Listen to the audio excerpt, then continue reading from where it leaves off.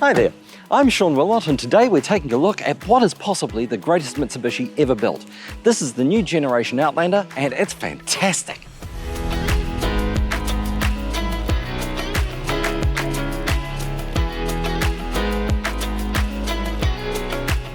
I feel like I should qualify my earlier statement about this being the best Mitsubishi's ever built. Now, I say that with absolute sincerity because I honestly believe it to be true. What they've done is they've made this car so good that it's almost impossible to pick a fault with. Now, you can start by seeing this new look on the lights here. This is fantastic. It's a very strong perception of what Mitsubishi's liking us to see in their new face. It goes through, we've got beautiful bonnet strakes up here with a nice gouge in the middle here of the engine.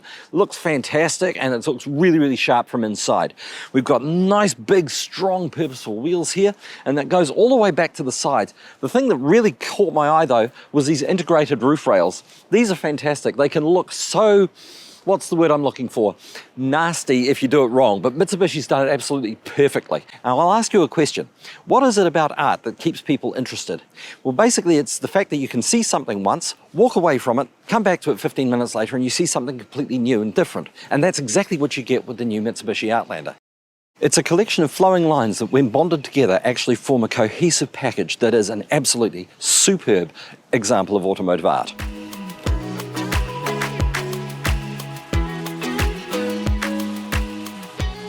There's no denying that the new Outlander is a total evolution of what we've seen before, and it's been executed perfectly by Mitsubishi. They've started with what's under the bonnet. Now, traditionally, Mitsubishi Outlander has always run a 2.4 litre petrol engine. This time round, though, Mitsubishi has bowed to pressure, and they've actually increased the displacement to a 2.5 litre petrol. And you'd think, well, that must affect the fuel consumption.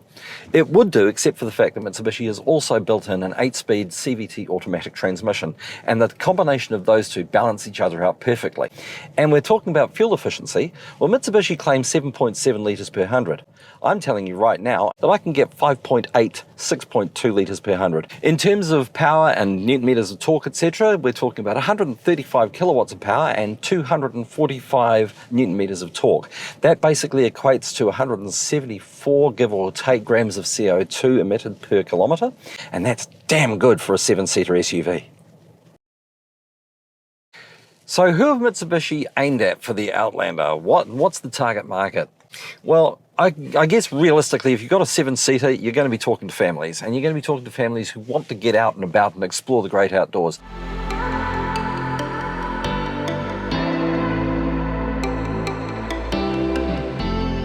I guess that what you're getting in the Outlander is much more than you expected to get for your money. As you might expect, the new Mitsubishi Outlander is a 5-star ANCAP safety rated vehicle, and that means it's got absolutely bucket loads of safety equipment on board. It also carries a full complement of airbags, which includes the center airbag and the driver's knee airbag, which are two additional ones that ANCAP requires. In addition to that, you have collision mitigation warning with pedestrian detection, that's up the front, and you've also got lane departure warning and lane keeping assist. You can have a mild setting, a strong setting, or a normal setting. So here we are out on one of my favourite pieces of roads in West Auckland. This is the old forestry road, which gives you a nice variation in camber, switchbacks, a little bit of excitement for the folks in back. We're travelling at a reasonable rate. Go into the corner and just give it a little bit of power as you come out of the corner, and you can feel the entire car just shifting gently into exactly the right line where you want it to go. The fact of the matter is this car feels so good in terms of how the steering wheel fits in your hands and how that translates to being on the road. You feel like you're completely in touch with what's going on around you, and you've got complete and utter control.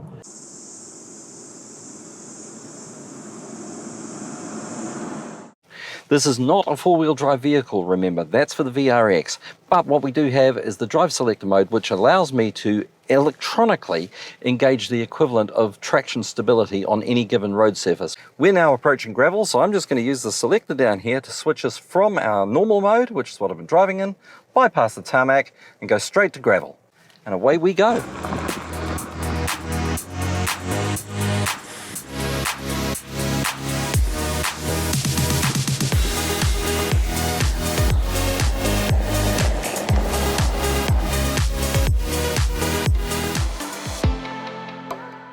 On the inside, what you see is largely what you get. But in saying that, the interior is sophisticated and yet refreshingly simple at the same time. Evidence of this can be seen in the premium materials found throughout the cabin. Good example is the white stitching and the soft touch leather on the dash and on the top of the door trim. You also have piano black and offsetting dulled chrome inserts in strategic locations. The seats themselves are very comfortable and supportive. They're a good combination of leather outer and suede inner for the front and the second row seats. And yes, those front seats, they are electrically heated. The hero of the front office, however, is the 9-inch colour touchscreen, which allows for Apple CarPlay and Android Auto connectivity through your smartphone, which can be wirelessly charged if that applies to the phone of your choice. The touchscreen also accesses satellite navigation, which your passenger can program while on the move, or which can be programmed by the driver via voice command. But the best bits about the cabin for me? The chunky bits. I love the way that Mitsubishi has done this. They've made the cabin feel so much more superior by giving it just simple little touches, like the size of this gear shifter, which is absolutely fantastic, and also this multifunction steering wheel, which is really good, thick and chunky. Makes you feel like you're driving something so much more refined and with a much more premium feel. In the back, you've got cargo space extending from 651 litres to 1461 litres. Massive space to fit all your holiday toys.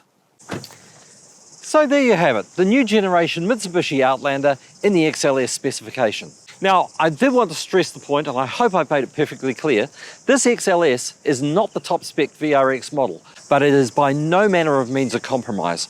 This is actually the pick of the bunch as far as I'm concerned. It shows exactly what Mitsubishi is capable of doing in a 7-seat SUV.